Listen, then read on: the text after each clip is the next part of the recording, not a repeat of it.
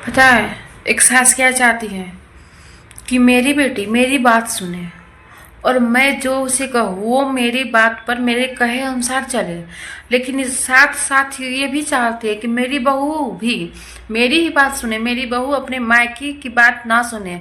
और एक माँ चाहती है कि वही सास कि मेरी बेटी अपने ससुराल की हर एक छोटी छोटी बातें मुझे बताए, ताकि मुझे पता चले कि मेरी बेटी कैसी रह रही है, उसे दुख हो रहा है या सुख से या तकलीफ हो रहा है कि नहीं हो रहा। लेकिन वही सास अपनी बहू को ये सिखाती है कि बहू तुम ये सब बातें ना, छोटी छोटी बातें अपनी मायके मत कहना, नहीं तो दरार हो जाएगा, मन मुटाव हो जाएगा, ये सब नहीं कहना चाहिए। लेकिन अपनी बेटी को ये बातें नहीं सिखाती कि बेटी अगर ससुराल में तुम्हारे सास या ससुर एक थप्पड़ थोड़ा सा मार दिया, थोड़ा सा कुछ बात बोल दे तो मेरे से मत कहना, क्योंकि मैं एक माँ हूँ, टेंशन हो जाएगी।